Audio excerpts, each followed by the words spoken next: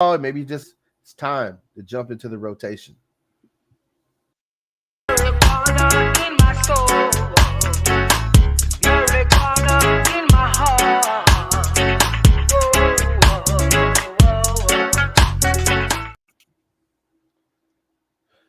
So, welcome everyone. I am your executive director of Suncoast Normal, Christopher Cano, reporting to you live from the DMV, our nation's capital. And of course, we have our deputy director, resident sound engineer, and MBA all around, the man, the myth, the legend, Carlos Jose Angel Hermida. Thank you, everybody. Thank you. Gary, our political director, is on his way into the studio, so he'll be joining us shortly. And we have a very special guest for you all today, someone who many of you know needs no introduction, but for those of you listening at home, we're going to give him an awesome one. Mr. Andrew DeAngelo. Andy, welcome today to the show. Well, great to be with you. I'm glad I earned the air horn. Awesome. I'm happy it came out clear. Sometimes that air horn, it'll hurt your ears. Yeah, they're loud. I remember my older brother Steve gave me an air horn for Christmas when I was like 10 years old. And I don't know, I think he did it just to torture my parents because I was until the gas ran out, it must have been pretty annoying. Nice. So, Andrew, for folks who may not, know or be in the know of everything that the cannabis industry has gone through and your role in it, you mentioned your brother Steve DeAngelo, who folks might know because he just has one of those iconic looks with the pigtails. They've even parodied him in Netflix TV shows and such.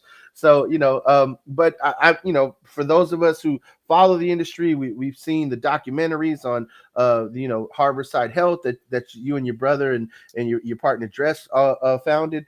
And so we're just why don't you just give folks a little bit of a background of who you are and what brought you to the space that you're in now in your journey. Well, thank you. Nice to be with you today, everybody. It's a very challenging moment in the cannabis movement and industry right now. So I came up in the 80s and 90s. My older brother Steve's about 10 years older than me. He came up in the 70s. He paved the way for me and so many other people. Before the broadcast, we were talking about just standing on the shoulders of giants. I'm standing on the shoulders of my brother. My brother's standing on the shoulders of, people like Jack Hare and Dennis Perone, and they're standing on the shoulders of people like Mez Mesro and Louis Armstrong. So it's a tradition that goes back all the way to 1937, and even before that, when weed started to be made illegal on the border states like California, where I am right now, and subsequently until 1937, when the feds made it illegal. And it's been a journey that we've all been on, trying to free the plant, free the people since then. And so my brother handed me a joint when I was a teenager in high school, and I was injured. I was trying to be an athlete at that time, and I was miserable. And he saw that I was in a lot of pain. And I smoked that joint, and it changed my life. It changed my life. Not only did it heal my physical pain, but more importantly, it healed my psychic pain. I was in a lot of, it was my dream to be a professional athlete, and that dream was dashed with this injury. And, when you're in high school, everything's so dramatic, and, you feel like your life's over, right? Yeah. And the weed, when it hit me, I was like, hold on a second, stop, time out. The medicine was talking to me, right? And it was opening my mind, it was opening my heart. And I said to myself, there's a lot more life in front of me here. There's a lot more I can do with myself. I don't have to just be an athlete. There's a million things I can do with myself. I can dream anything I want to dream. I can be anything I want to be. And, that's one of the things I love about cannabis is it does that to you. It instills hope and dreams in you. And you learn over the years chasing all those dreams. some of them come true and some of them don't, and that's life, but the important thing is to have a dream, and to be, actively engaged in that, and what is your dharma and what is your purpose. Um, so I smoked that joint. I've been, selling weed in one way or the other ever since, basically. And we had a long journey. We were in the underground market for a long time in the Washington D.C. area where you are, and we also then we got busted a bunch of times, and that wasn't fun. So we were activists from the beginning, trying to change the laws because we didn't want to spend the rest of our days in prison. We didn't want to stop selling weed. We didn't want to stop being with weed. We didn't want to stop talking about weed. We became activists and worked with Normal and all kinds of other folks to legalize weed. We got California done in 1996. We got DC done in 98. And then in 2006, we opened Harborside. We were working on it a couple years before we opened, but as everyone knows, it just takes an enormous amount of time to open a legal cannabis business. It's not like just stuffing weed in a bag off the scale and handing it to somebody. It's a little bit different. So we did that. And when we opened Harborside, it was one of the first licensed cannabis dispensaries anywhere in the world. Oakland was the first town to license anything. And the people really responded to our vision and our ideas, and a lot of that was my older brother Steve's vision and his ideas, and a team of us, a small team of us. Dress, you mentioned him; he was in the room too, and we created a model that put patients first and the plant first and profits last. We were a nonprofit organization, and so we were able to do a lot of things, man. We were able to educate people for free. We were able to heal people. We had healing classes you could come take that were free. You could do yoga, you could do Reiki, you could get a nutritionist, you get Chinese herbs, all for free at Harborside.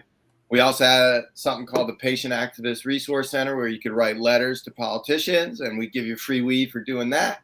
And it was a model people really loved, and so we had a good run there until California passed the adult use framework, which the terrible framework, and again, it was sort of, as we've seen all over the industry, we've had to dance with the devil a little bit to get weed legal, and sometimes support frameworks that are not so good for our community, but is good in the sense that we don't get busted and locked up in prison. So, but is not so good because it's a lot harder for us to make a living selling weed or growing weed or transporting weed or whatever it is that we all did before. It's a lot harder to do that legally with a license. The barriers to entry are tremendous, and so these frameworks, I'm sure we'll talk about what happened with the feds recently, but the activism we have now, a lot of it is just making the frameworks work. Now that we've got stuff legal in a lot of places, we've won that war. We won, we're legal. But what we didn't win is getting the frameworks right. So that's where our activism is going to have to be, and I'm not even sure we can call ourselves activists anymore. We might have to call ourselves operatives, because it's legal. But the frameworks are no good, so that's where we gotta roll up our sleeves and get to work. So that's me. That's my background. I also started a nonprofit organization with my brother called Last Prisoner Project. The mission of Last Prisoner Project is get everybody locked up for weed out of prison. We're starting in the United States. I hope we can do it all over the world. And I served on the board of Last Prisoner Project for 5 years, just left in June.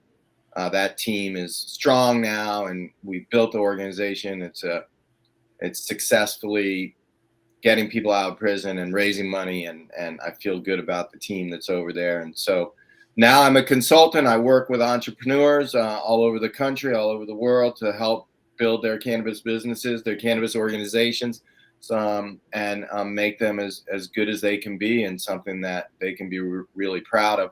I want to build the industry all over, not just here in California. So being an advisor and helping entrepreneurs do that is one way that I can sort of touch more points throughout the industry all over the country. So that's what I'm doing now. That's fantastic. You hit a lot of great points, just sharing in your story there. And I want to just expand on a few of them. Number one, I would say most relevant to our viewers, Florida is getting ready to face the same thing that you all had in California. We have a ballot measure that's going before the Supreme Court. If the Supreme Court approves it, then Florida will get to vote on whether or not they want to have an adult use framework. Unfortunately, Florida has a cartel-like structure where the multi-state operators have bought up all the licenses, and they're the only ones that are going to be allowed to sell adult use cannabis under the new structure that we're voting to adopt. So you're right. We have to make a choice as to whether or not we want to adopt a system that puts profit before patients in exchange for not being arrested for utilizing cannabis. And so, just wanted to get your 2 cents a little bit about, maybe some cautionary tales that California has experienced that we in Florida should maybe be prepared for.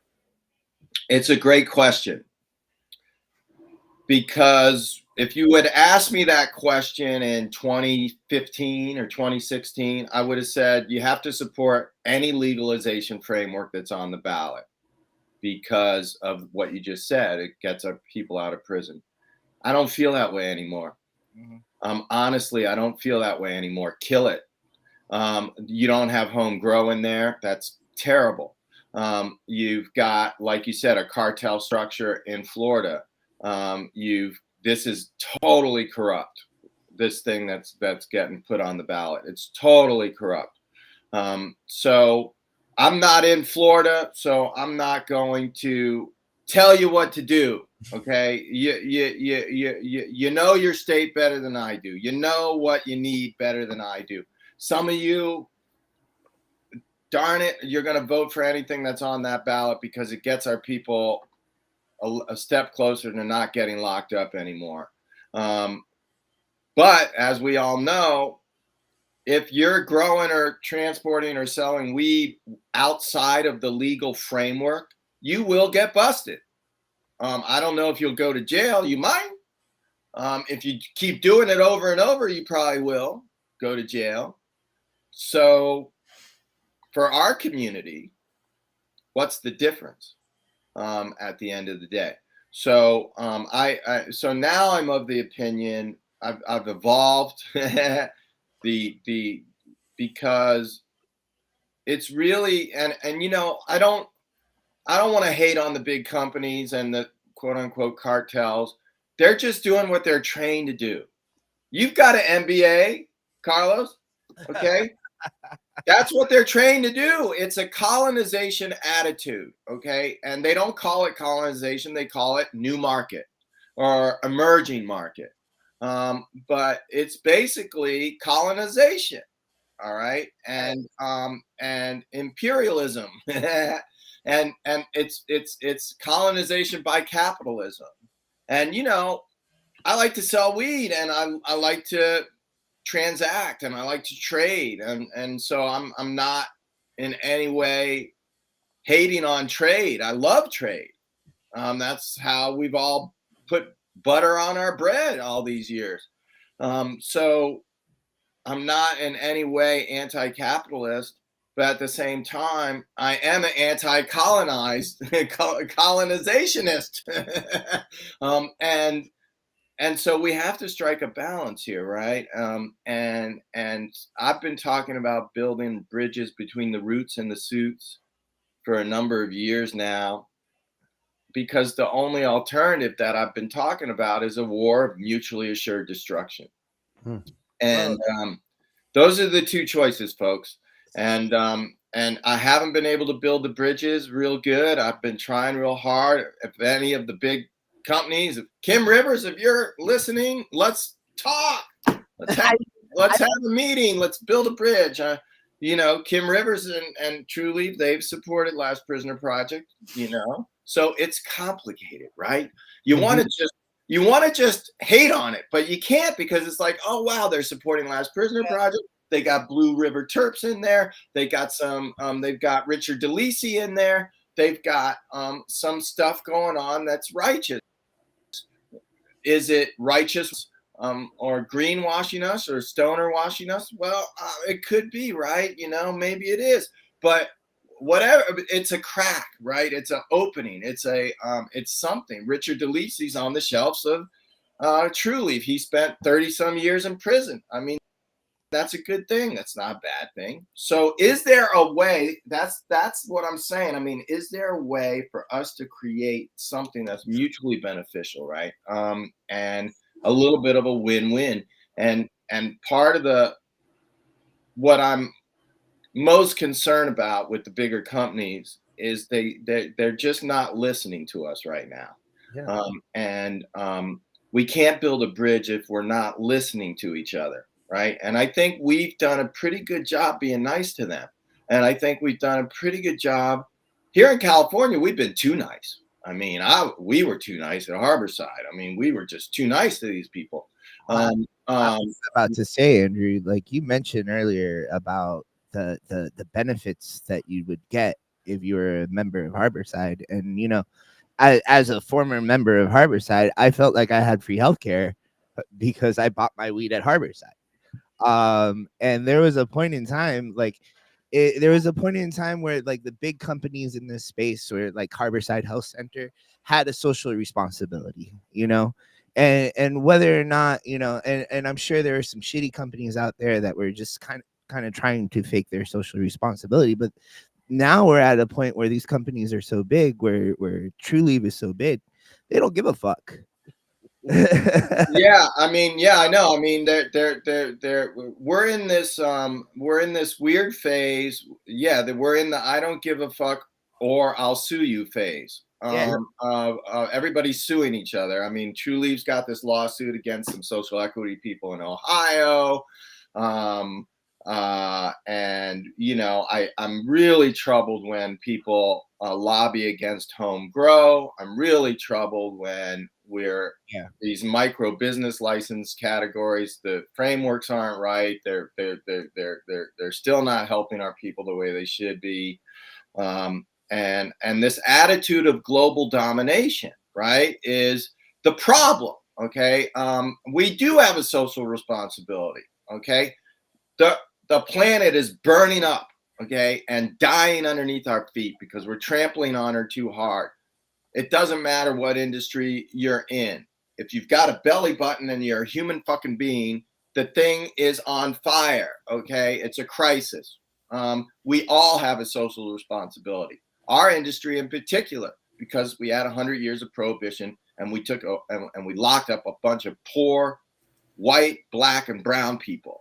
Okay, and they're still locked up, and that requires us to act with morals and with ethics and with giving back and with making sure those people get out of prison and making sure the people that carried this plant for so long through the darkest days have a shot to continue to feed their families and make a middle-class living.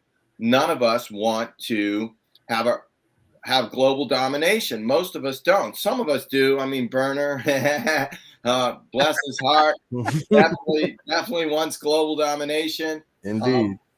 But it's a slippery slope, man. Because greed is a monster that any of us can fall victim to, man. And it turns you into an ugly human being. The ugliest thing, because Harborside was flying high for a while, and we had every MF in the world crawl out under from every rock in the world and come and try to do a deal with us. And a lot of it was a lot of it was predatory. A lot of it was just trying to ride on the coattails. And I remember thinking, wow, we've created this great model. Let's duplicate it. Let's get it one of these in every neighborhood in the country, and this sort of like this ambition, right, is something that we have to be mindful of, because ambition can turn into greed, and greed can turn you into a monster. So we've seen that within our own community, okay, in the underground scene for sure. We've seen that in our own community. In our own community, there are people who have social responsibility and give to Normal and other organizations, and there's a whole bunch of people who don't. Okay, and they just put the money that they're making right into their pocket. I actually wanted to ask you about that, Andrew. That we've been talking a lot about Harborside Health Center, and I know that you and your brother were involved with ArcView, and put all that together, which is an equity fund, for cannabis businesses. It's there's no way to make somebody like yourself seem like you're against entrepreneurship and capitalism when you've fostered that for so long in the industry. Yep. You have to have some insight on some companies that are doing it right.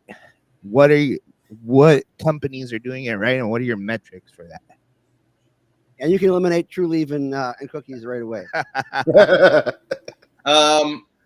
Well, it's really hard for me to name a big company that I think is doing everything right. It really is. Yeah.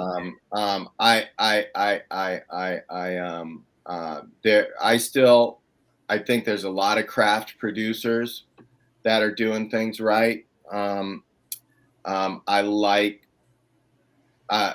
Tony from Blue River Terps is on the shelf at True Leaf, and he's worked with True Leaf, and he's danced with. Look, man, we started ArcView. Why did we start ArcView? Because the industry needed investment. The industry needed to take the next step, right? At that time, California was the only state in the game, and we knew other states were coming online. We knew that Colorado was coming. We knew that Washington was coming. We knew that the whole country was coming. We knew that what we were doing in California was going to change the whole thing. And so the ArcView group was an effort to try to get our people investment money, because our people were the only people in the game at that time. There wasn't anybody else. Yeah. So now, in retrospect, looking back on that, was that a smart thing that we did? I don't know. I don't know if it was. A lot of those early investors that came into ArcView are independent people. They weren't from venture capital funds. They weren't from family offices. They were just individual investors, because you had to have pretty big balls to invest at that time. Yeah. You had to be into risk more than family offices are into risk, and more than VC funds are into risk. And so it was a pretty cool little group of rich people that were risk tolerant investors. And so they tended to be individualist. They tended to be charismatic, and they tended to be characters, very interesting characters. The kind of people that would wear a cowboy hat and cowboy boots to an investor conference, that sort of thing. But then the thing changes as states legalize, and as those investors start to invest, and I'm starting to get asked all the time, what is your exit plan, and all these questions. I didn't have no exit plan, man. It was a mission-driven organization. Exit when I die. And I'm not sure that was the smartest approach. Because that's kind of what happened. We did exit, and when we died from predatory investors. So, it's we danced with the devil on that one. a lot of people benefited. There was a lot of great little companies from our community that got investment. Not all of them made it. A lot of them didn't. Some of them did. Okay, some of them did. And you can name them. Dark Heart Nursery still going on in California, and got money from ArcView. Jetty Extracts, I think, got money from ArcView. Kiva Confections got money from ArcView. So there's some of these companies that are still around, right? And some of them that aren't around anymore. And that's, that's capitalism. That's business. We've all had. I've failed in business all kinds of times. I started all kinds of companies that didn't work out. And with each failure as an entrepreneur, it sort of lays the fertilizer for the next one, and you get better at this as you go. But you're right. It gave me a real inside look on capitalism and capital, and especially in quote unquote an emerging market like this one. What kind of folks came into it from the investment or capital folks were a lot different once the VC funds and the family offices and people like that, the next wave after the individual investors, those folks were much different than we were. And it was very hard for us to find common ground on our values because they're very transactional and just want to make money. And we're losing sight of what you were just talking about, which is the social responsibility part of it. And then as those investors invested in companies like Trulieve, and I guess this is beat up on Trulieve hour, but usually is every Sunday. Oh yeah. But then that ethos of let's just make money, that transactional ethos began to overtake the social responsibility ethos that organizations like Harborside and, to Dan's credit over there, Dark Heart, Harborside and Dark Heart, we did this big thing with the AIDS Walk for several years where we raised, I don't know, like 6 figures from all these cannabis companies in California for the AIDS Walk. And no one's donating to the AIDS Walk anymore. That's gone. And we were the biggest donor other than AT&T one year. And we won this little award for doing that. And it felt really good, man. It was just like, here's the roots of our movement. Came from the AIDS crisis in San Francisco. We're going to give back to the AIDS Walk. People forget AIDS and HIV still happening, and a lot of people still suffering from that. And with the medicines have gotten a lot better, and that's good. And people aren't dying from AIDS and HIV the way they were before. But none of that is happening now. You get some token donations when companies are trying to get into a new neighborhood or whatever, and they want to support the boys and girls clubs in that neighborhood so they can get a community host agreement so that they can get a license so they can blah, blah, blah, blah, blah. And it becomes transactional. It's not mission driven anymore, right? And you really have to look hard to find the mission-driven organizations. One of them is Brother David's and the Sun and Earth certification that David Bronner's doing from Bronner's Soap. And he's certifying farms that are beyond organic, that are regenerative. And you can buy weed with this certification on it. And those farms are righteous people, small farmers doing regenerative cannabis farming, living off the land, and you can support. And here in California, it's not easy because the geography is so vast here, but you could do direct to consumer sales, right? So these small farms can do direct consumer sales, something you can never do in Florida. But we had to fight for that. It took us a little while to get, and the regs still aren't right for that. And it's all effed up. And, you have to go through a dispensary and you got to do this and that and the other. And You got to jump through 35 hoops to get the weed from you to the consumer, but you can do it.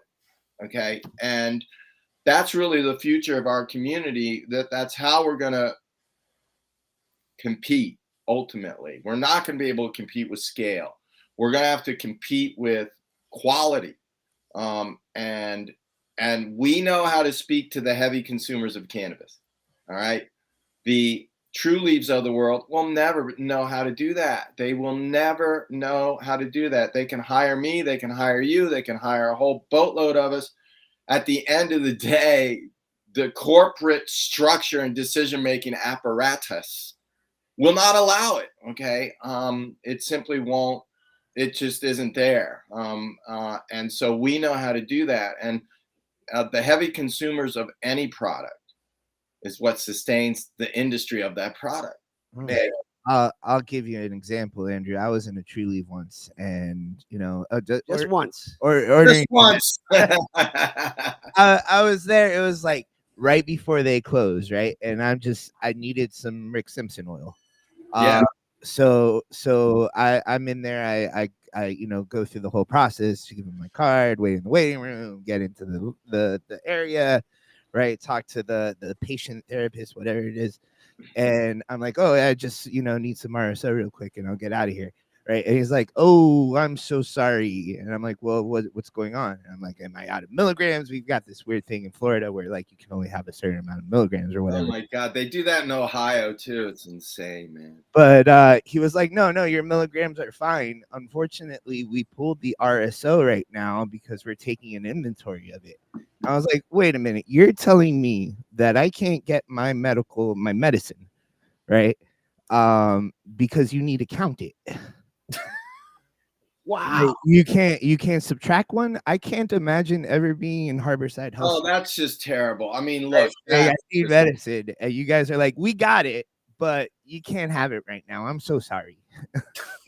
yeah, no, that's just bad management. The store manager, that store manager, and that particular sales associate, bud tender, I don't know, in such a sterile environment like you got in Florida and Ohio, it's almost, I'm afraid to call them bud tenders, but it goes right with what you're talking about, though, right there, like the corporate practices. We can't give you your medicine. Our mission is supposed to be here to help the sick with cannabis. Well, and it probably be because that bud tender knew that they would get in trouble. Okay, if they pulled that out, they might get written up for screwing up the inventory count, right? And so that's what I'm saying. You're absolutely right, man. It's like it trickles down from the top. Okay, and I remember, I mean, we would have a staff meeting before we opened every day. And that was an opportunity where a lot of vendors would come in and do product knowledge demonstrations and give samples out and it was a whole ritual. And it was early in the morning, man. We opened at 9 or 10 in the morning, and there was a whole opening procedure. It took about an hour and a half. And so it was not easy. I mean, the crew was getting in there at 6, 7 in the morning. And I was right there with them because I was managing them. I was leading them. My brother would come into these meetings sometimes when something was going on, and just really fire the team up and let them know what the mission is. Okay. The mission isn't get your sales numbers up right now. The mission is serve the patients, and try to make sure that you're matching their needs with the right product. In the early days, that was a big problem. And so we had to train people immensely about that, so that we could provide that. The doctors didn't know what to do, and what products was going to work. They had no idea. So our team had to do that. And so, you have to invest in the mission. You have to invest in the training. You have to create a culture where even if it screws up an inventory count, even if that salesperson is going to log 15 more minutes of overtime, we get you that RSO oil. Yeah. You know. All right, so I'm just gonna say one more thing, and then I'll shut up and let everybody else ask questions. He's very animated. You're very No, you're very salivated today. Harborside is it's an important part of what I do. You know, I own this hemp dispensary here, and there's a lot like modeled off of like California style. Like I got a chalkboard up on the wall and shit like that. Anyway, Nice. but no, there Wants to open a Chiba Hut next door too, I think. There there's a Stoner Pizza opening up in Tampa. But anyways, okay. So when I there was a point in time in my life when I was like coming out of the pot closet, if you will, right? And you know, as I was talking about my MBA earlier, I always talk about my MBA, but when I was graduating, basically like I had to basically tell my parents that I was going to use this MBA to work in the cannabis industry. And my parents are very old school, conservative, Catholic, very much against marijuana, very much had issue with me going into the cannabis industry. And there were, you know, a bunch of like studies that I printed out to show them that cannabis was okay. But there were 2 documentaries that I provided. And, you know, I did, what was it? Weeds from CNN, the Sanjay Gupta thing, and then Weed Wars, you know, and it just reminds me, you know, there was a point in time where activism and entrepreneurship kind of went hand in hand. You know, Weed Wars, you know, there's a lot about that docuseries, but it was a big promotion for Harborside. You know, in the long run, it was a great marketing tool for Harborside. Yep. But at the same time, it was like, okay, this is how, you know, the industry should be. This is a standard. This is, you know, you got to care about these things. How can we get back to that? Is it possible to get back to that? Is there a way that True Leaf can, you know, come in and change what they're doing? Like, how is there like a way that we can get hand in hand entrepreneurship and activism, or are we that far gone? I mean, they could stop by trying to put you out of business. Yeah, you know, and there's a lot of things like donate to Normal, donate to the Last Prisoner Project, but like, yeah. Andrew, for context, you know, Carlos and 10,000 other hemp business owners in Florida, last legislative session faced extinction because of you know, behind the scenes leveraging of politicians to run the hemp industry entirely out of business. And it happened here in Maryland, where their adult use system, as part of the enactment, was you can't sell, you know, novel cannabinoids in a head shop anymore. Only the adult use dispensaries get to do it. And we found the paper trail showing that Truly was behind that in Virginia and Arizona, even though they vehemently denied it in Florida. Yes. Well, look, anything's possible. So is it possible for these big companies to inject more activism and social responsibility into their mission and operations? Yes, it is possible. But it takes a lot of will to do that. If the will's not there, see, I call it the difference between building a moat and tearing down the walls. So right now, Trulieve and a lot of the other big companies, they're building moats, right? They're using public policy. They're using their lobbying dollars. They're using their lobbyists. They're using all their connections from all their friends and family and Ivy League schools they went to and so forth to build moats around their companies, right? And one way you build a moat is you get everybody out of the market that's a threat. So the hemp-derived cannabinoid businesses is an example of that, right? And the legacy folks, that's another. And it's a shame because these companies could be tearing down the walls for everybody with that same money and resources they're using to build moats. And it's really just again, it's the colonization attitude, right? If you're so smart, if you went to the Ivy League school, if you're so good and we legacy people don't know what we're doing, why are you afraid to compete with us? Why? Yeah, they don't want to compete. They want to control. That's a big difference. Well, I know, but I mean, come on, that's not capitalism. That is that's oligarchy. Um, uh, that's what that is. So, and that's not American. That's un-American in the most traditional sense. It's like standard procedure right now because we don't enforce antitrust laws in this country and everything's a monopoly. But and the oligarchs are winning. Okay, and just about all the other industries.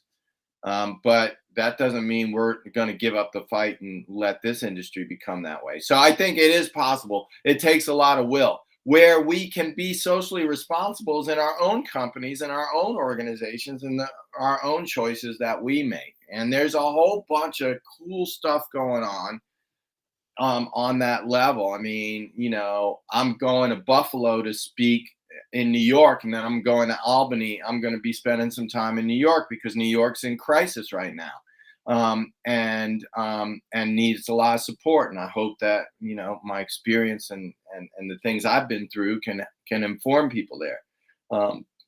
But we have to demand this stuff. Like you are right now. We have to demand that companies be socially responsible. We have to start with our own community. Okay. You mentioned, I love Burner and I love cookies. All right. But they could be doing a lot more than they're doing on the social responsibility front. They just did their first collab with LPP with the Vibes rolling paper. So I'm very happy that happened. And they've done some other cool things with their training program up in Humboldt, and I don't know if that's going well or not, but I read about it. But there's a lot more that could be done, right? So much more that could be done. And when somebody from our community experiences massive success, it's kind of important that happened, right? I mean, one of the things I'm most proud of with Harborside, we always did that. We never, ever, ever skimped on that. We always invested in that. And when, the predatory investors came along and, we succumbed to that because the adult use framework just required so much money and capital to survive in. We left. I mean, it was better to leave than to, try to do something that didn't jive with our values and our morals. And so it's very hard. It's a really hard thing, but it's important that we continue to be entrepreneurs that also are socially responsible and invest in the communities that we're a part of, that we're supposed to be serving. Entrepreneurs are supposed to serve something. That's the idea. The most successful businesses help people solve a problem. And so that problem gets solved and then the business does very well. Right. And sometimes it takes a while to prove the concept. It took Amazon forever to turn a profit. Remember? I mean, everybody was like, "Oh man, you're not going to make it. You'll never return a profit." And finally, it did. Okay. Now it's like this. Now it's like this crazy thing that needs to be probably smashed apart because it's gotten too big. But or it's it's uncompetitive. The playing field's not anywhere level. So will people stop building moats around their companies and start tearing down walls with us? I'm not optimistic about that. I'm not seeing, but we also have to keep putting the pressure on. there's a lot of pressure building in places like New York right now. It's really the front line of all this. Florida is going to be another front line. And, are we going to let a bad framework win? That's going to be another battle. It's confusing to people because it's like, we want to legalize weed. Oh, now I have to learn all about this framework that's no good and educate myself. And, who has time to do that if you're not a hardcore stoner or you're not hardcore into this issue? No one does. So, you got hurricanes and stuff like that you got to deal with. And so, it's tough, but it starts with our own house and getting our own house in order. And, my little consulting company, I have clients that can pay me pretty good. I also have a lot of clients that I help for nothing, because they're part of our community or they're social equity folks or they're just good people, man. And it's like, I know that they can't pay me. And so I try my best to give my energy to those entrepreneurs. I can't do it for everybody because I have to keep all the lights on here, but it's a value that I carry out. I think we have to be generous. We have to be kind. We have to be open. We have to be accessible. I think these are really important things for leaders within our community to embody. Well, first off, thank you for being an altruist, because I came into this industry as an altruist. I came in through public health, and then went into politics to try to make cannabis legal for medical reasons. And I did not see the tsunami of business coming up behind me to wash over everything that we were doing. But I didn't either, man. I did not either, bro. We just wanted to get patients access to the medicine, and we're still working on that, which is really the ironic thing about it. Now we're trying to wrest it away from business to make sure that people have greater access. And yet you have all these different factions. This whole thing about rescheduling, people don't realize the fact this is not going to be a good thing. We had a great show last week with Justin Streckel from Normal, where he basically stated that rescheduling may even make home grow illegal because of the fact that if you prove it has medicinal value, then the medical companies will be the ones who have it and the people do not. Yeah, I mean, you mentioned being fragmented, our movement being fragmented, and you're so right. It's been a frustration of mine for 40 years. It's been like that for a long time, man. And all we can do is try to bring all the fragments together. Got to have home grow. Got to have affordable access to this medicine. Home grow. I got plants growing right now. I mean, I'm going to have to cut them soon because it's starting to get foggy here in the Bay Area. But, and it's going to help me out a lot. It's going to help me out a lot that I got that home grow, and I'm going to be able to smoke weed for a month or two that I grew myself, and it's good medicine for me. So we have to just figure out a way to come together. I mean, I was at a meeting, an activist meeting at the Brownie Mary Democratic Club here in San Francisco, across the bay here in San Francisco. And somebody stands up from one organization and say, we support going down to Schedule 6. And then somebody stands up from another organization and says, we support going down to Schedule 5. And then somebody else stands up and says, no, we got to deschedule completely, which is kind of where I'm at with. So the Schedule 3 thing, the reason everybody's jumping up and doing a victory dance on it is twofold. One, it is a significant admission by the federal government that cannabis has medicinal value. That is something we've all been working on for a long time. I mean, if you go all the way back to the LaGuardia report in the 1940s, okay, there was a lot of talk about medical cannabis in the LaGuardia report. And that was written by a governor of a state. Okay, and he still couldn't beat Harry J. Anslinger. And now we have finally the federal government, one agency, saying that this is medicinal. The DEA, not our friends, not our adversaries. They are our enemy. And they view us as their enemy. Let's make no mistake about it. I don't see them following this recommendation. And if they do, it's not good for us. So we need to put a lot of pressure on right now on the DEA, okay, to decontrol completely, remove cannabis from the Controlled Substances Act completely. That's our activism that we have to do right now.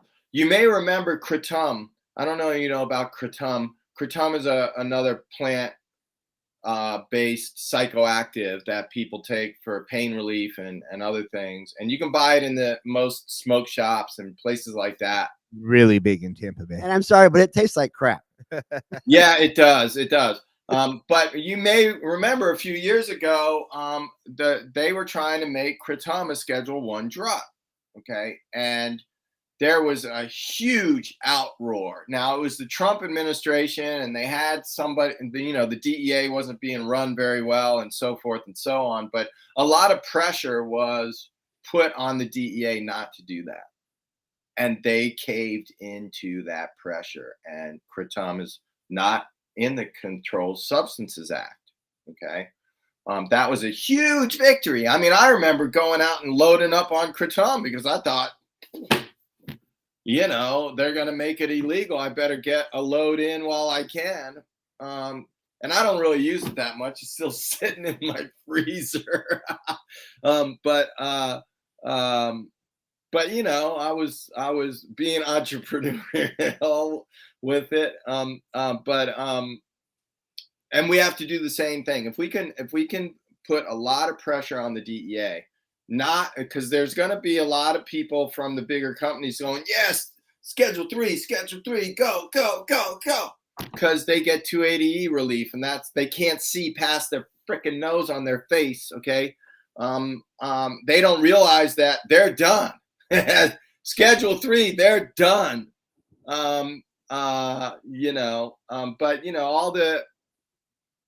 There's going to be, lucrative parachutes that folks will do. So, people don't mind, but there's going to be a lot of action on making it Schedule 3.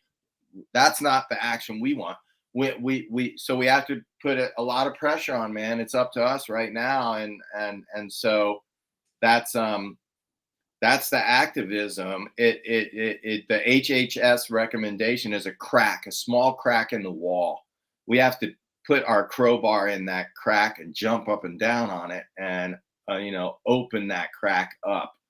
Because if we can get descheduling or decontrolling, I should say, that would be by far the biggest victory of any of our lives. And there is no victory without total victory in a certain sense. If we not learned anything from the last 5 years of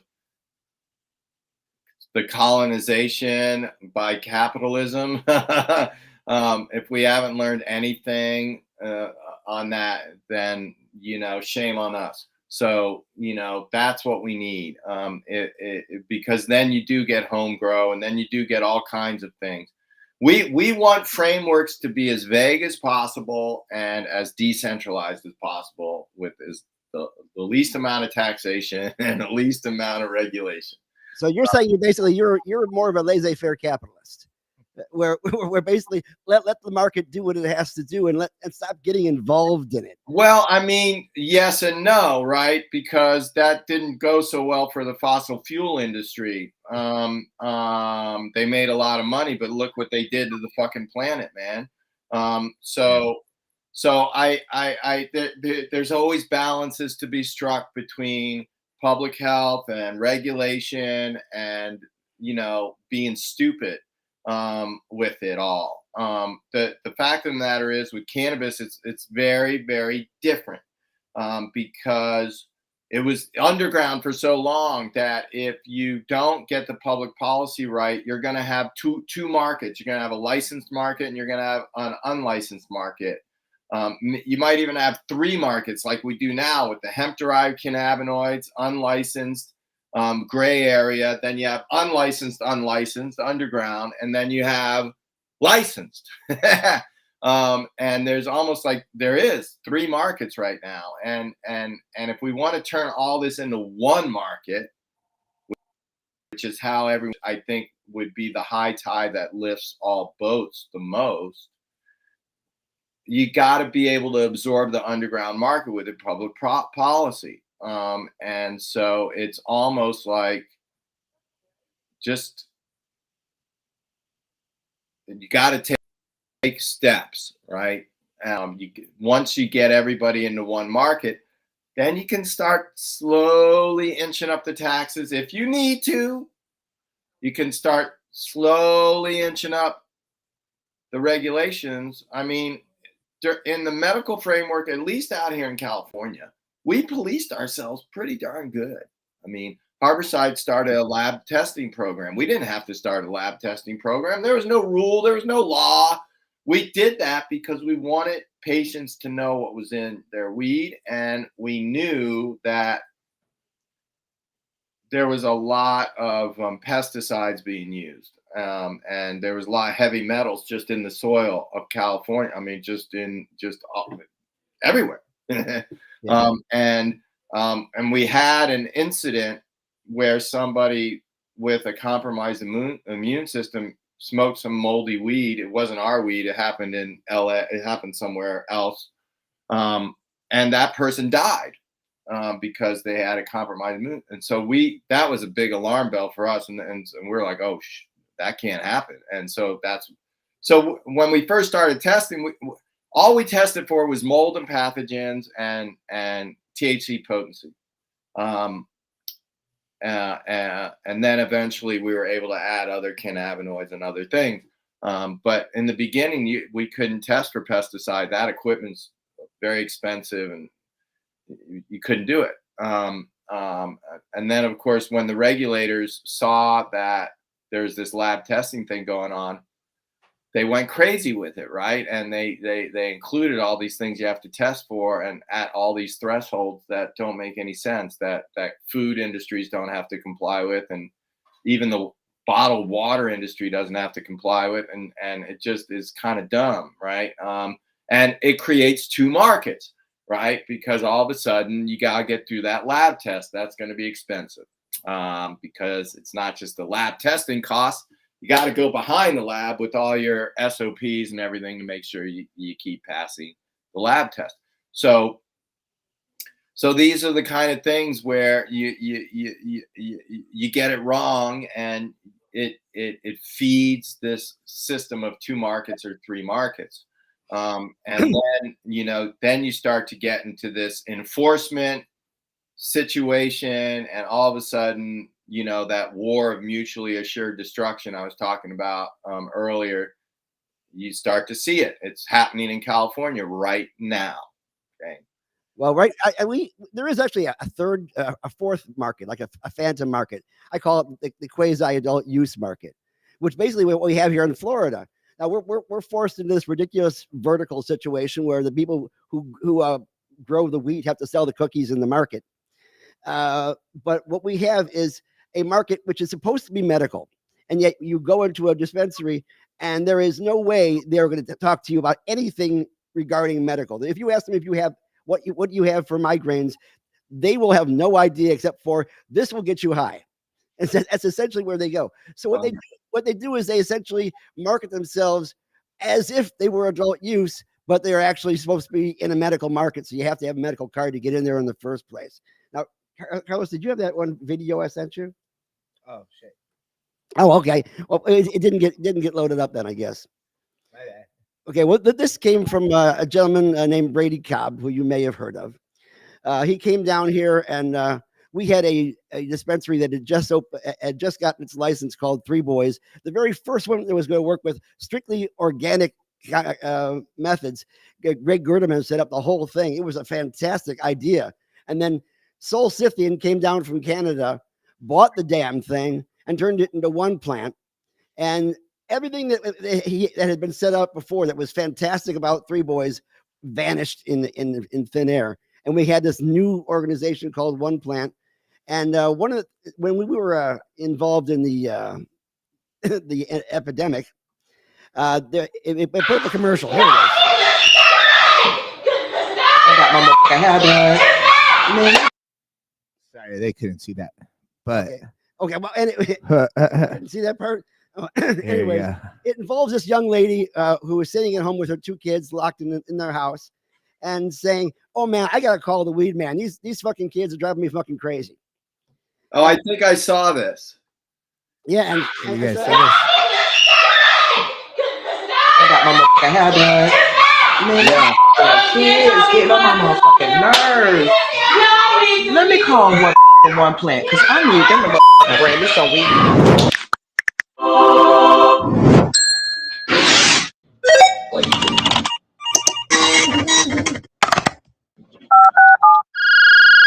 When would you like to schedule the delivery? I need an ASA motherfucking P because these kids getting on my damn nerves.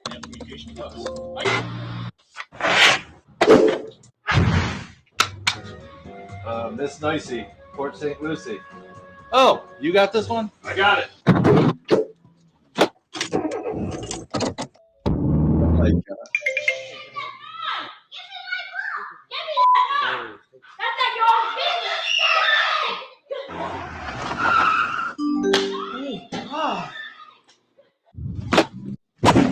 Oh my God. Thank God you're here because these motherfucking kids is getting on my nerves.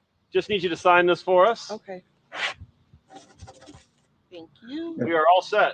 All right, I'll see you later. Wait. I gotta pay you. We saw the video and we f***ing loved it. We know times are hard right now. This one's on us. Have a great day. Thank you. Okay. And that's how One Plant does delivery, motherfuckers. Oh my God. So that is what comes off as a medical program. Not exactly Harborside, was it? Yeah. Well, I don't know Welcome what to say Florida. that. I mean, look, I think that That's how One Plant does.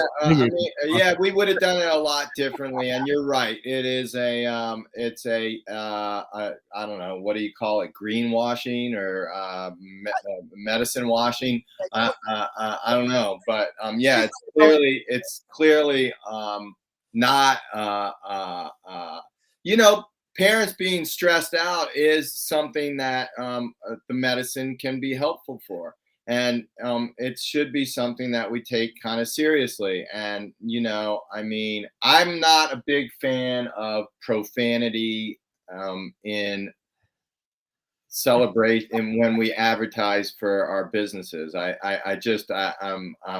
It's one thing to be on a podcast and, drop some 4-letter words here and there, but generally it's just unseemly. When I hear that. I wonder when she went to the doctor to get her card. We have to go every 7 months, by the way. Oh, I see. And I wonder if every 7 months she's just like, these kids just keep on getting on my motherfucking nerves. Yeah, that is Yeah, right. That's what you tell the doctor. Yes.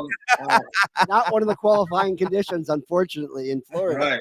Yeah, right. It's not a qualifying condition, so they didn't get that right either. Yeah, I mean,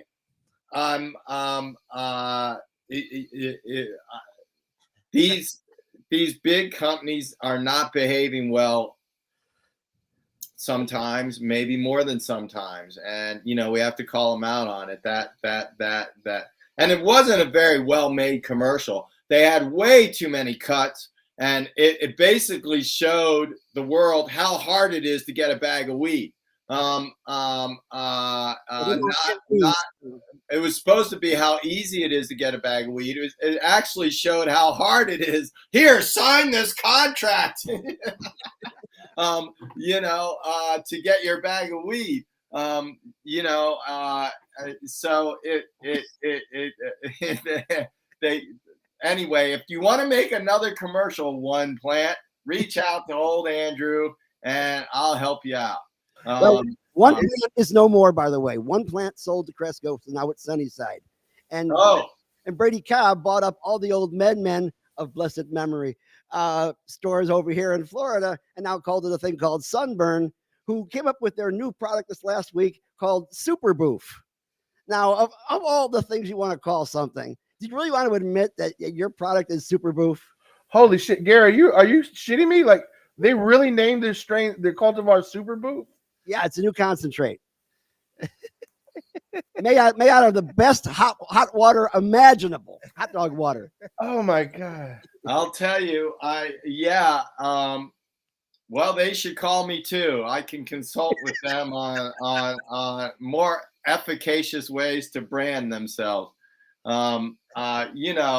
It's like, I understand the name Sunburn because we burn weed, right? So that's the idea behind Sunburn, I guess. But why would you want to associate your brand with something that hurts, physically hurts, especially in a medical market? Whoa, man. It's like, let's slow down, man. You're bringing a Harley Davidson to a tricycle race, and running all the kids over. So, just be mindful. But yeah, it's and not just the corporate community. I'm seeing some brands coming out of the legacy community in different places right now. It just makes me scratch my head, at Harborside, like, people would come in, growers would come in with a new strain, and they would, there'd be like curse words within it, or misogynistic language, or references to hard drugs. Green crack was this. Well, we couldn't call it green crack. Couldn't call it green crack, man. Sorry, not going to call it that at a medical shop. So we renamed it. And we'd always go to, okay, what were the strains that they bred? Can I go back? And we would just call it, Hindu Kush, Silver Haze. And we just put the two strains that were used to breed green crack as the name of it. You see that over and over again. And it's like, at the time that the grower named their strain that, I'm sure that they thought it was a great idea, but it's not a great idea. It's actually limits you, right? Because especially in a market like New York, they don't let you do it. Okay, you can't have anything branded that appeals to children. Cookies is not going to be able to be named Cookies in New York, and unless the lawyers sue the state and so forth, which they very well might. And who knows, Cookies might win that one. But they have pretty strict rules around that. And so people out of the gate, they make a decision that's not so good, then they have to change the name. And then all of a sudden, before you've even gotten a foothold, you're changing the name and confusing the market, and nobody knows who the hell you are or who you were. And it's bad form as entrepreneurs. So, there's so many cool ways to name your business. There's so many things. You are a wealth of information. You've lived a whole life. There's so many things we can pull from your own life and call it your brand, that thing, and make it personal, and make it real, and make it professional and good, and something that can appeal to stoners, but also people who are not stoners, because at some point you're going to need those folks to walk into your shop or buy your product too. We want to have broad appeal if possible. Well, Andrew, we really appreciate you being on the show today, and I know your time is valuable. We're going over a little bit now. Before we wrap up, I do want to just talk a little bit about your philanthropic work with the Last Prisoner Project. The fact is that we're, as we talked earlier, we're on the cusp right now. We're at the tipping point where the federal government eventually will take some type of action, depending on how these elections fall in 2024. And, the Safe Banking Act is supposed to be taken up in the Senate in the next few weeks, amid the budget fights and such. But, where do we land? You all have done a great job of getting individuals out. But if the federal government were to deschedule this, and it no longer, becomes a thing, is there a way to file a class action lawsuit and get every prisoner released? I mean, where's the end game for the Last Prisoner Project? Yeah, and I could see that it's possible that a lot of folks who are in jail because of RICO charges, maybe they get more softened to it because suddenly their idol is involved in a RICO project. Yeah, you're right. That what happens, a lot of people are locked up because most people are locked up for possession with intent to distribute. Usually when you're busted for possession with intent to distribute or cultivation with intent to distribute, if you're a grower, you're doing business, man. And that means you've got cash in the house. So they find cash and they charge you with money laundering and RICO. All right. You just had cash from your business. That's all it was. But now you're a money launderer, and now and if there's other people they busted in your network and people are rolling on each other, which is a common thing that happens because the government puts the screws into people and says, we're going to lock you up for 10 or 20 years if you don't roll on your partner. Well, guess what? People start talking real fast. And then you have conspiracy charge on top of everything, because generally what happens is, even the people that roll, they don't avoid prison. They just get 1 or 2 years or 3 years instead of 10 or 20. They still go to prison. Their lives are still destroyed. And now they've had to betray people that they cared about at one time, and friendships are destroyed. Other things are destroyed. So the best way to get people out of prison with legalization is something that called retroactive release. And that means that the law is written in such a way that retroactive release is in the framework that the feds use to legalize cannabis. We have not been able to get retroactive release at Last Prisoner Project in any state that's legalized cannabis for medical or adult use, and we have not even really gotten any kind of serious consideration of it in any of the federal bills, Safe Banking, the MORE Act, or even the only one that has it is the Republican Nancy Mace, and the States Reform Act has retroactive release in it. The MORE Act doesn't. And when I was at South by Southwest and I had Nancy Mace and Earl Blumenauer on my panel with me, I gave Blumenauer a little bit of a hard time, because he avoided my question. I was like, is there retroactive release in the MORE Act? And, he, instead of just saying no, and this is why, he dodged the question. He's like, there's a lot of social equity stuff in the MORE Act. Well, I didn't ask him about social equity. I asked him about retroactive release.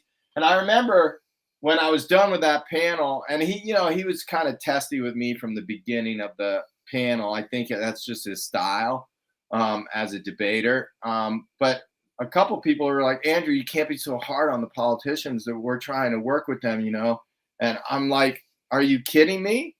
Are you kidding me? And I was very gracious about it, and I was calm, cool, and collected. I didn't yell at the guy or anything. But if you're not going to answer the question, I'm going to hold you accountable for that. I don't care who you are as a politician. Our people are in prison, okay, and they're keep going to prison. The Biden administration is locking up all kinds of people in federal prison for possession with intent to distribute, or driving loads across the country, or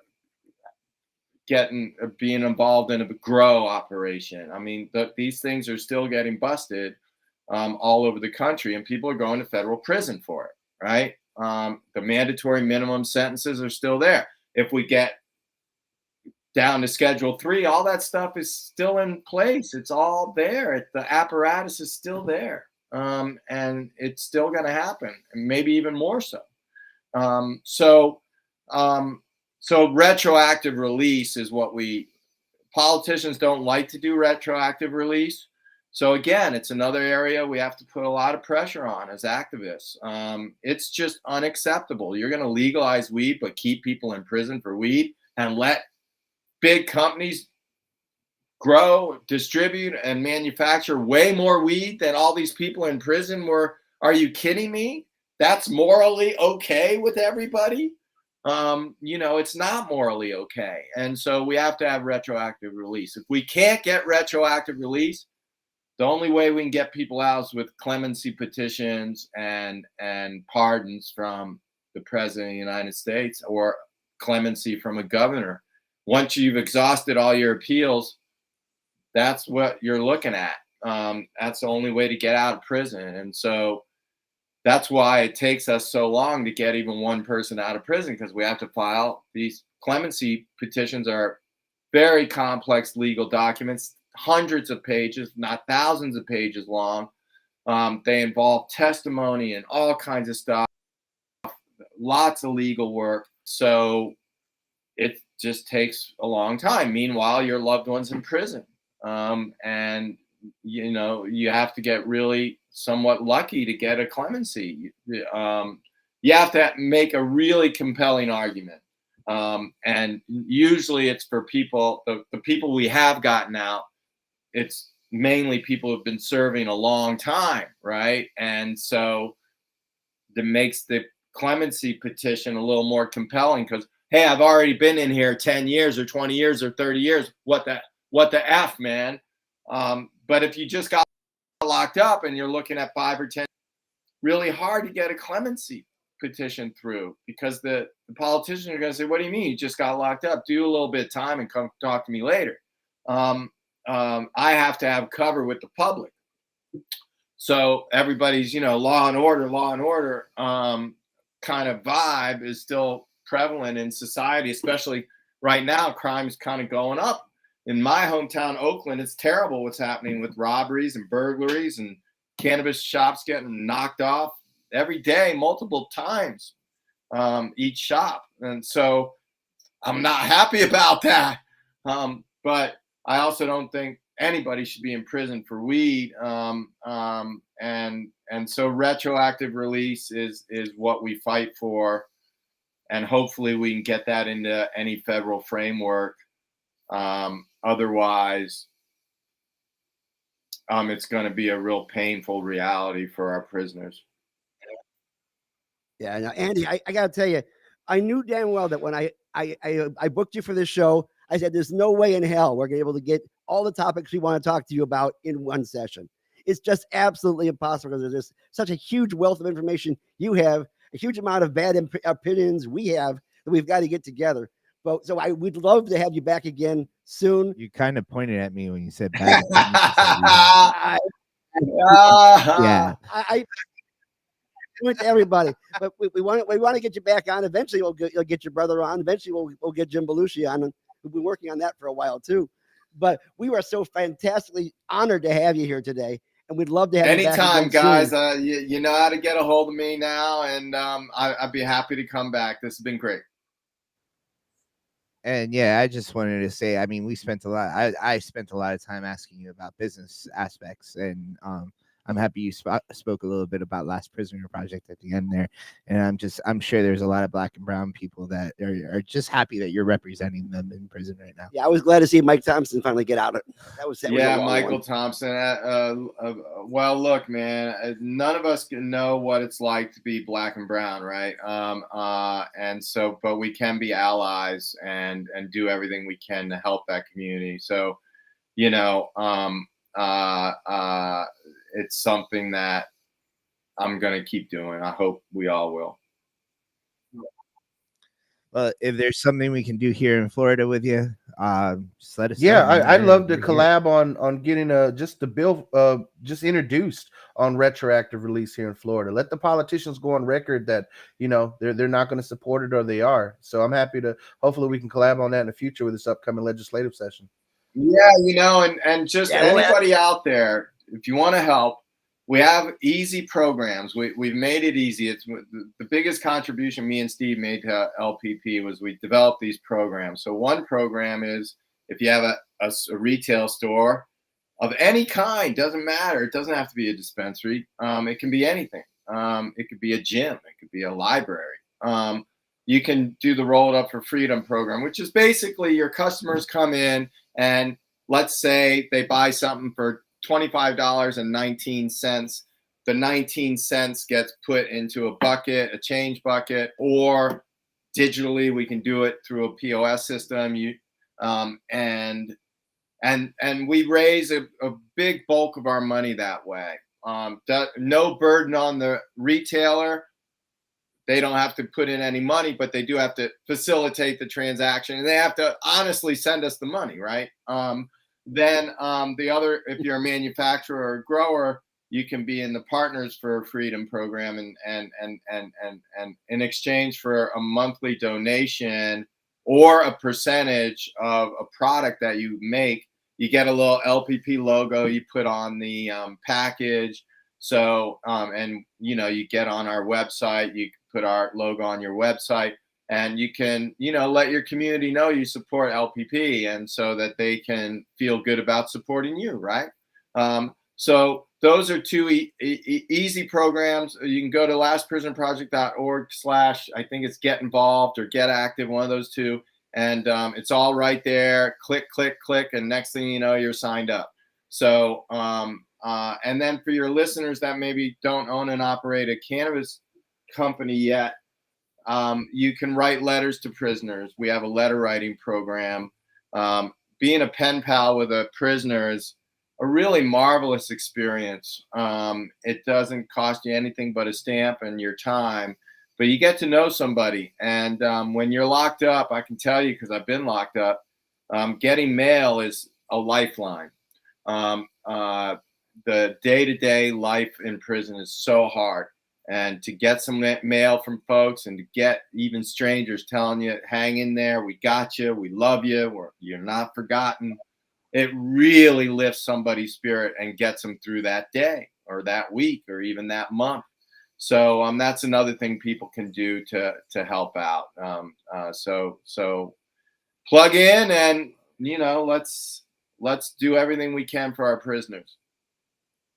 Well, we appreciate you joining us, Andrew, and again, you're welcome back on this show anytime, and we look forward to collaborating with you, Last Prisoner Project, and also encouraging, as you said, these multi-state operators to come to you as someone who has done it the right way, and who built a brand that people really respected. And again, you've been on the front lines of this, you know, for the better part of a decade and even longer. But you know, this industry, you've navigated it, you've encountered the challenges of running it, and you know, I think that you are a wealth of knowledge for any business to step up and understand, you know, where they're going and how to operate in a way that you put your clients and your patients first. And I've said it to businesses all the time, you know, if you ever make 1 red cent in this industry, understand that the people you're serving are sick people, and their needs should be put above, you know, like, as we pointed out today, a desire to do inventory in an expeditious manner, or other you know, capitalistic nuances that there are. But with all that being said, just thank you again. And Carlos, I think it's time for the news.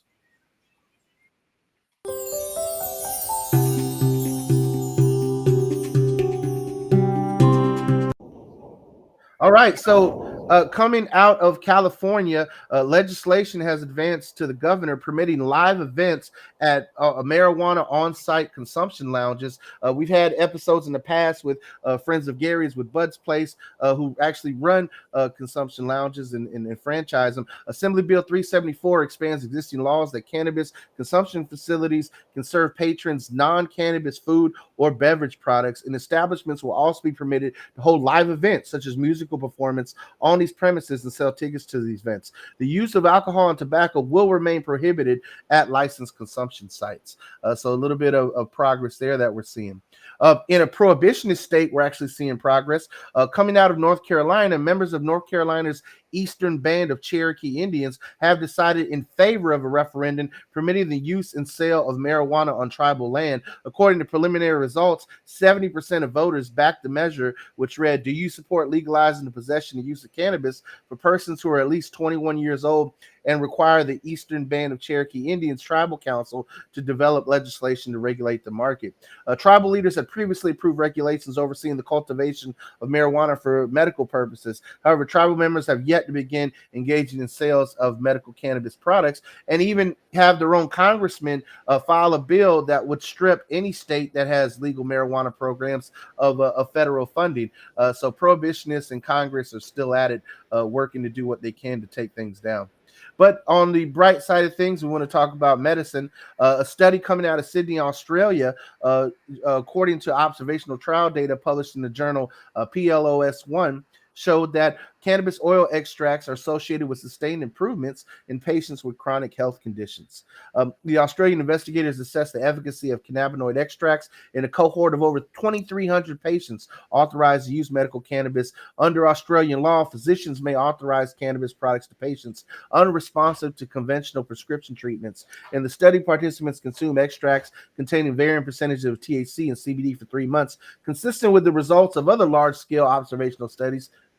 Researchers reported clinically meaningful improvements following cannabis treatment. Also coming out of Ohio, we have data published in the Journal of Cannabis Research. The survey data with researchers affiliated with Kent State University surveyed over 100 subjects who reported using cannabis and regularly engaging in aerobic or resistant exercise. Athletes report using cannabis products promoting exercise recovery. Shocker there. And as we see Major League Baseball, the NBA, and even the NFL now following suit, and hopefully the NCAA as well, we can see that cannabis does help athletes in their recovery periods and with their injuries. Andrew talked about it today with a sports injury in high school and how it helped him. So, also looking at a pilot study with data published in the journal Trials coming out of Vancouver, Canada, short-term herbal cannabis consisting of a balanced ratio of THC and CBD is associated with symptom reductions in patients with PTSD. And this pilot study showed that vaporized cannabis actually reduced symptoms in patients with post-traumatic stress. And the Canadian researchers did a 3-week trial where they looked at folks who were vaping and saw that it did help them reducing their PTSD symptoms. And then finally, also coming out of Canada, in a data published in the journal Nurse Education Today, many Canadian nurses don't receive any training on the use of medical cannabis. Fewer than 4 in 10 Canadian nursing students say they receive any information at all about the use of cannabis during their training. Over 300 nursing students participated in the survey, and only 38% acknowledge receiving any education on cannabis in their nursing program, with over 90% of respondents acknowledge that they would feel uncomfortable discussing cannabis with patients without further educational training. Which means that the medical schools, the nursing schools, and the all around colleges in this country have a whole lot of work to do when it comes to educating nurses, doctors, and other healthcare professionals on the benefits of cannabis. Again, if you're an organization, whether you're a nonprofit, you're a political organization, medical organization, and you don't have the expertise, the know-how, or where to go, we at Normal are happy to step up and provide the opportunity to speak to your members and educate them based on the data that we've compiled. If you're someone who, this coming holiday season, you want to advocate for medical cannabis at the dinner table, and you have that one uncle who just, for some reason, just won't budge being a prohibitionist, again, go go to normal.org. National Normal has an amazing database of studies. Carlos talked about it earlier today with coming out of the green closet to his parents and being able to show that there's medicinal value to utilizing cannabis. So that being said, that is the normal news. And back to you all in studio. Man, that was cool. Yeah, that's a lot of great information. Andrew DeAngelo is fucking dope. DeAngelos are dope. I had a feeling you'd like the fact that I got him on. Yeah, I was pretty excited. Well, about that. we got some events coming up. Carlos, I sent you some graphics. We're going to flash across the screen. One of them is the We for Warriors project. Our partners at We for Warriors are actually hosting tomorrow, Monday, the 28th, in the afternoon in Ocala, Florida, the opportunity to get Florida medical recommendation assistance for veterans. So if you're a United States veteran, you live in the Central Florida area, their Ocala location off of Highway 200 is actually going to be providing medical recommendations for veterans who need it. So by all means, go there. We know that being a veteran on a fixed income can be difficult. We know that spending $200 and $300 out of pocket for a doctor's recommendation is difficult. And this is the opportunity with our partners at the We for Warriors project to be able to give back and help our veteran population out. By the way, not to overshadow the We for Warriors project, but tomorrow is also National Cheeseburger Day. And McDonald's is giving out double cheeseburgers for 50 cents and Wendy's for a penny. I know, Carlos, that excites Burger King is giving them out for free if you purchase something else like a drink or some nuggets. Oh, and White Castle has a BOGO deal. So, for every slider you buy, you get another one. So, you guys remember I don't eat cheeseburgers, right? Yes, Carlos has recently converted to veganism. So, out of all, even though he's an atheist, he has discovered a religion. But he still likes cookies. Cookies and pies are, I guess, the best parts about not eating meat, right? So, also, we have a great festival coming up here in Florida. Wrong graphic. Wrong graphic. But run that graphic back after this. Look, the ad council. I couldn't tell if this was a real or a parody, but the ad council ads from the 90s and 2000s were wild. One of the ones I thought from the 80s was pretty wild was having the Ninja Turtles tell us not to get high. And I'm like, Michelangelo clearly has the munchies down in that many pizzas in one sitting. It's just shame on them for that. But then I think my favorite was the one for the 2000s where the girl is like slumped into the couch. And I was like, and they're like, oh, she's always like this when she smokes weed. And I'm like, I want that strain. Where do you get that strain where you just melt into the couch? Remember the one where the dog was I don't like it when you're high. I'm like, that's some good stuff. Holy shit, the dog is talking. I'm so fucking high. Holy shit. It reminds me of that movie, A Road Trip, where they smoke that bud and the dog starts talking and the old man starts to freak out. Like, what is in this stuff, man? Hey, it's like telling you to get back in the kitchen. Look, right there. Ready to go. So, oh man, but we have a great cannabis festival coming up that has been done for a few years now in Mount Dora, Florida, November 4th and 5th. Yours truly, Gary Stein, will actually be moderating a speaker panel that they're going to have with some amazing speakers. Also, they got some live music events. Encourage folks to go online and check out the Florida Cannabis Festival in Mount Dora. We'll be out there with Suncoast Normal. If you're a Suncoast Normal member and you've recently signed up online, meet us out there. You can get your membership pin and membership card. Also, we're going to have some great merchandise out there that will again support our mission, and I'm going to take Andrew up on that offer, and we are going to partner with the Last Prisoner Project. I want to make sure that a percentage of our merchandise goes to helping getting folks out of prison. So we're going to sign up for that program. So if you buy some Suncoast Normal merch, we will be making donations to the Last Prisoner Project. So Carlos, did I have any other graphics? I thought I sent 3. What was the third one? Yes. So for our members, we partner with medical marijuana awareness webinars, and they have free webinars every single week, essentially, or every other week, depending on the schedule. You can go on our website and check it out. But here is the schedule for the fall or through the winter, and some amazing ones coming up. In particular, sleep, insomnia, and medical marijuana, which is something that I've struggled with for many years, having to get up in the middle of the night, especially being pre-diabetic, and you have those frequent issues of always having to evacuate the sugar out of your body, and it's hard to get a good night's sleep without actually being stoned before you go to bed. So there'll be some there. If you know folks with chronic pain, fibromyalgia, PTSD, cancer, there's some amazing webinars there. So Gary, Carlos, anything that you all want to say as we wrap up today? Well, of course, we got the session coming up. It's almost the official start of session is the first couple committees. They're starting up the next couple of weeks. Plus, we have the legislative delegations that are going on throughout the state right now. So if you want to help push one of our bills, that is the best place to do it. And we will be having a session up in Tallahassee where you can talk to the legislators and push these bills, getting them filed, getting them pushed through. We want to be active and not just on the sidelines. And I'm certain you do too. And therefore, it's important you become a member of Suncoast Normal. Going to suncoastnormal.org is very, very easy. Just like it's easy to get in the Last Prisoner Project.